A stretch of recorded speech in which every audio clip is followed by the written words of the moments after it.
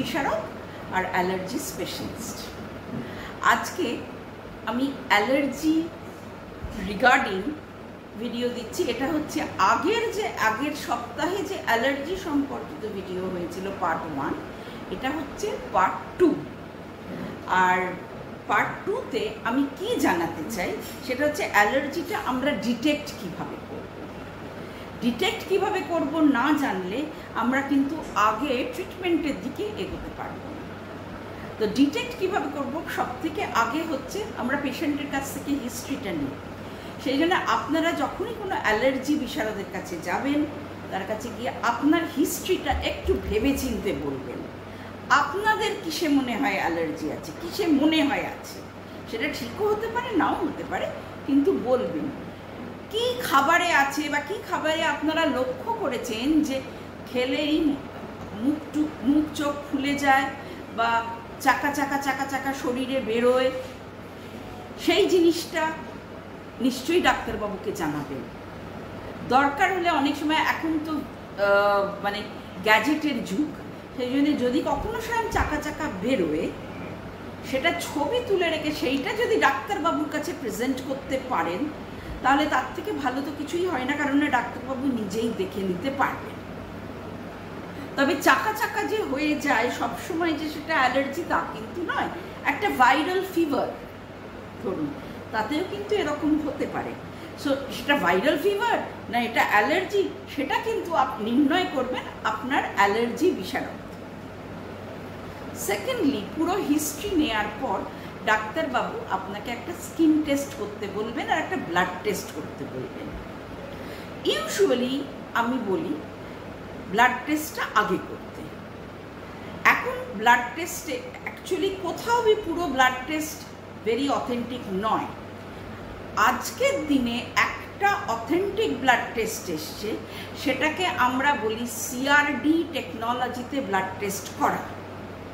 ওটা কিন্তু খুবই হাতে গোনা কয়েকটা জায়গায় হয় এবং ওটার কিছুটা কস্ট আছে, ওটা একটু এক্সপেন্সিভ, কিন্তু ওই আমি যেটা বলি যে ওটা জীবনে তো একবারই করতে হবে। কেন ওটা এক্সপেন্সিভ আর কেন ওটা দরকার সেটা আমি বলছি। ধরুন ফর এক্সাম্পল ডিম, কারোর ডিমে অ্যালার্জি, ডিমের মধ্যে কিন্তু অনেক অ্যান্টিজেন আছে যেগুলো অ্যালার্জি করে। এবারে যদি ধরুন অ্যান্টিজেন ধরুন এ বি সি ডি আছে, ধরুন কেউ এতে পজিটিভ আছে অথচ আর সেটাই দেখাবে পজিটিভ অন্য রকমের, যেটা জেনারেল অ্যালার্জি টেস্টে ডিম পজিটিভ দেখাবে, কিন্তু এটা অনেক স্টাডি থেকে জানা গেছে বা রিসার্চ করে জানা গেছে যে এ পজিটিভ হলে সেটা অ্যালার্জি কিন্তু করছে না, হয়তো সি পজিটিভ হলে অ্যালার্জিটা করছে। সো এই এ না সি, এই ডিফারেন্সটা জানা যায় সিআরডি টেকনোলজিতে। কেন না ওটা মলিকিউল, এক একটা জিনিসের মলিকিউল অনেক থাকে, সেই মলিকিউলের উপর বেস করে ওই টেস্টটা হয়।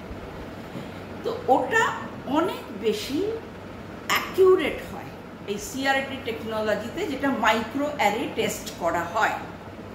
এবং এটা জাস্ট কয়েক বছর হলো ওটা এসেছে এবং আমাদের দেশে হয়, ওই যেটা আমি বললাম খুবই কম জায়গায় হয়, তবে হয়। এবারে এইটা থেকে খুঁজে নেয়া যে কিসের ওপর পজিটিভ বেরিয়েছে।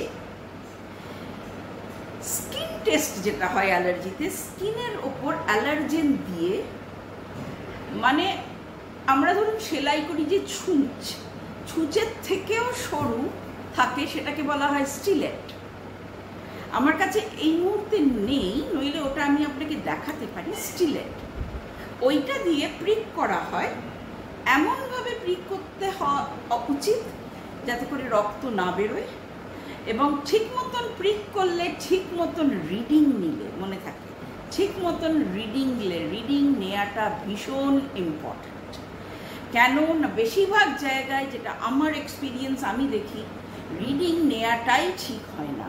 রিডিং নেওয়া ঠিক হয় না বলে আপনাদের মধ্যে অনেকেই হয়তো কমপ্লেন করেন, আমি তো অ্যালার্জি টেস্ট করলাম, আমার তো 15-20টা জিনিসে অ্যালার্জি, তাহলে আমি কি হাওয়া খেয়ে থাকবো? সেটা ঠিকই বলেন, রিডিং ঠিক মতন না নিলেই কিন্তু ওই ধরনের রেজাল্ট বেরোয়। ঠিক মতন রিডিং নিলে ওরকম বেরোয় না রেজাল্ট, হয়তো বড় জোর একটা দুটো কি তিনটে জিনিসে থাকে অ্যালার্জি।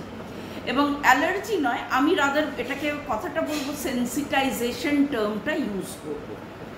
তো তাতে তিনি হয়তো সেন্সিটাইজড। এবার এই দুটো মিলিয়ে এই যে ব্লাড টেস্ট, যেটা আমি বললাম CRD technology plus skin test, এই দুটো মিলিয়ে হিস্ট্রি নিয়ে ফাইনাল কনক্লুশনে আসা যায় যে কিসে অ্যালার্জি আছে। সো অ্যালার্জি ডিটেক্ট করাটা জাস্ট একটা মুখের কথায় অ্যালার্জি ডিটেক্ট করা যায় না। সেকেন্ডলি যেটা আর একটা কথা বলবো, আপনি হয়তো অনেক সময় দেখবেন যে আপনার হয়তো বেরোলো, ধরুন দুধে অ্যালার্জি বেরোলো, দুধ মিল্ক, অথচ আপনি বলবেন আমি তো দুধ খাচ্ছি, আমার তো কিছু হয় না। কেন হয় না? না কেন আপনি হয়তো মিল্ক ফুটিয়ে খাচ্ছেন। সো আমাদের জানতে হয় প্রতিটা জিনিসের মধ্যে কি অ্যান্টিজেন আছে যেটা ফোটালে নষ্ট হয়ে যায়। ধরুন যাদের ডিমে অ্যালার্জি, ডিম সেদ্ধ করে তাদের খাওয়ার কিচ্ছু হবে না। সেদ্ধ মানে really hard boiled. Actually research পেপারে বলা আছে ডিমটাকে সেদ্ধ করে মাইক্রোওয়েভে তারপরে দিতে হয়। মাইক্রোওয়েভে যতক্ষণ না পুরো শক্ত বয়েলড হচ্ছে ততক্ষণ সেটা দেয়া যায় না, কিন্তু সেই ডিমটা দিলে পুষ্টিও পাবেন অথচ অ্যালার্জি হবে না। তো এই সব ছোট ছোট জিনিস কিন্তু অ্যালার্জি বিশারদের কাছ থেকে আপনারা জানতে পারবেন, তবেই আপনাদের লাইফস্টাইলটা নিয়ন্ত্রণ করা যাবে এবং আপনারা অ্যালার্জি ফ্রি ভাবে থাকবেন। ধরুন ডাস্ট, একটা কথা আমি বলছি সাধারণ কথা, সেটা হচ্ছে যখন কোভিডের সময় আমাদের কাছে তো প্রচুর কোভিড পেশেন্ট এসেছিল। তো আমি দেখেছিলাম আমার যারা প্রাইমারিলি সিওপিডি পেশেন্ট বা অ্যাজমা পেশেন্ট যাদের অ্যালার্জি আছে তারা কিন্তু খুব ভালো ছিলেন। সে সময় তারা ইনফ্যাক্ট অনেকেই ফোন করে বলতেন আমি আসতে পারলাম না কিন্তু আমি খুব ভালো আছি। আমি খুব খুশি হয়েছিলাম সেগুলো শুনে। কেন ভালো আছে? বেশিরভাগ সময় কিন্তু তারা রাস্তায় বা যেসব জায়গায় ধুলো বালি টালি সব জায়গাতেই মাস্ক পরে বেরোতেন। তো মাস্কটা কিন্তু তাদের ভীষণভাবে হেল্প করত। কিন্তু তাই বলে কি কোনো ট্রিটমেন্টের দরকার নেই, শুধু মাস্ক পরলেই হবে তা নয়। কোনো কোনো পার্টিকেলস আছে মাস্কের ভেতর দিয়েও ঢোকে। ফার্স্ট অফ অল আপনি কি ধরনের মাস্ক পরছেন সেটা জানা উচিত। আর নাম্বার 2, কোনো কোনো পার্টিকেলস আছে মাস্কের ভেতর দিয়েও ঢোকে। আমি একটা এক্সাম্পল দিচ্ছি। আমার কাছে একজন ভদ্রলোক এসেছিলেন, ওনার প্রচণ্ড হাঁচি সর্দি কিছুতেই যাচ্ছিল না। আমার কাছে একজন ভদ্রলোক এসেছিলেন, তার হাঁচি সর্দি কিছুতেই যাচ্ছিল না। তা ওনাকে আমি জিজ্ঞেস করলাম আপনি কাজ কি করেন? ওনার কাজ হচ্ছে অ্যানিমাল ফডার নিয়ে। এই যে গরুকে খেতে দেয়া হয় যে জিনিসটা তৈরি করে তারা, উনি বিক্রি করেন সেটা। ছাগলকে খেতে দেয়া হয় সেই খাবারটা বিক্রি করেন। আর উনি যখনই ওটা নিয়ে হ্যান্ডেল করছেন ওর থেকে তো প্রচুর ধুলো প্লাস ওর মধ্যে ছোট ছোট অনেক সময় ইনসেক্ট থাকে, সেগুলো বেরোচ্ছে, তাদের ডিম ওর মধ্যে পড়ে থাকে। ওরা তো ফডার তো আর সেরকমভাবে কি বলবো, সেরকমভাবে যে একেবারে পরিষ্কার করে বিক্রি করছে তা তো নয়, সেগুলোর মধ্যেও থাকে এই ধরনের জিনিস। তো ওনার মধ্যে কি হচ্ছে, যখন ওটা হ্যান্ডেল করছেন সেইটা ওনার নাক দিয়ে যাচ্ছে। তো ওনার টেস্ট ফেস্টও করলাম আমি, সমস্ত কিছু করে অন্য কিছু না পেয়ে সো উই ডিসাইডেড যে এটাই হচ্ছে ওনার অ্যালার্জির কারণ। এটা ওনার ছিল তার মানে অকুপেশনাল অ্যালার্জি, ওনার অকুপেশন যা ছিল সেইটা থেকে অ্যালার্জি। এবারে কি হলো, ওনাকে আমি বললাম ঠিক আছে আপনি একটা কাজ করুন, সার্জিক্যাল মাস্ক দুটো ডাবল মাস্ক পরবেন, পরে আপনি এটা করবেন, কাজটা করবেন, দেখুন আপনি ভালো থাকবেন। আবার 1 মাস পরে উনি এলেন যে ডাবল মাস্ক পরেও উনি পুরোপুরি ভালো থাকছেন না। তখন কিন্তু ওনাকে আমায় অ্যালার্জেন ইমিউনোথেরাপি দিতে হলো। অ্যালার্জেন ইমিউনোথেরাপি কি কাজ করলো? এ, ধুলোর অগেনস্টে তার শরীরটাকে ইমিউনাইজ করলো।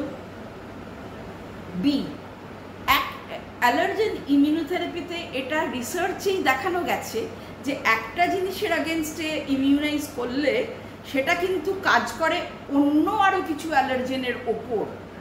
সেই জন্যে আমরা কখনো ইমিউনোথেরাপি অনেক জিনিসে দিই না, একটা কি ম্যাক্সিমাম দুটো জিনিসে আমরা হয়তো মিক্স করে দিতে পারি, বা ম্যাক্সিমাম খুব রেয়ারলি 3টে জিনিস মিক্স করে দিতে পারি, তার বেশি আমরা দিই না। ইউজুয়ালি আমরা একটা জিনিসের ইমিউনোথেরাপি দিই এবং সেটাই কাজ করে অ্যাগেনস্ট মেনি আদার অ্যালার্জেন্স।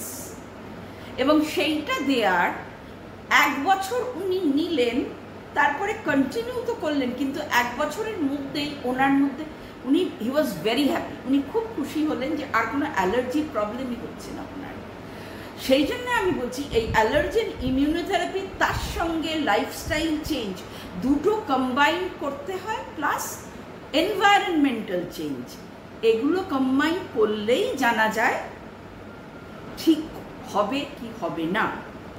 আর ফাইনালি আমি আর একটা কথা বলে শেষ করবো, সেটা হচ্ছে ধরুন বাড়িতে ধুলো আছে, এই ধুলো কিন্তু ঝাড় দিয়ে পরিষ্কার করা উচিত নয়, এই ধুলোটা ভ্যাকুয়াম ক্লিনিং করাটা উচিত, কেননা ওটা টেনে নেবে ধুলো ভেতরে, ওটা বাইরে হাওয়ায় ভাসতে দেবে না।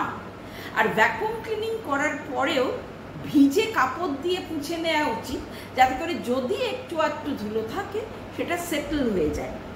এইটা ধরুন আমার আপনাদের বলাটা যত সোজা, অবভিয়াসলি করাটা অতটা সোজা নয়, কিন্তু একটু যদি মন দিয়ে এগুলো ফলো করা যায় তাহলে দেখবেন আপনাদের জীবনটাই চেঞ্জ হয়ে যায়।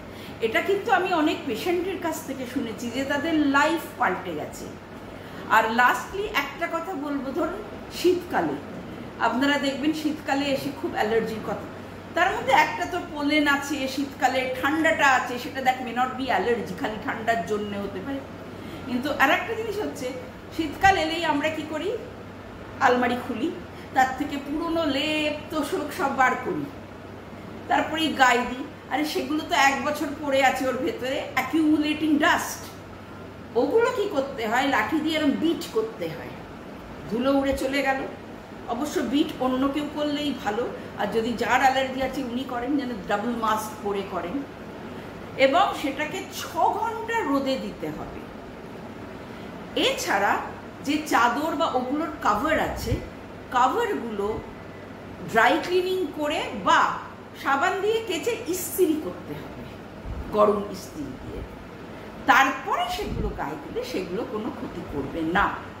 সেগুলোতেও যদি ক্ষতি করে তাহলে আবার ওই allergen immunotherapy is the treatment of choice.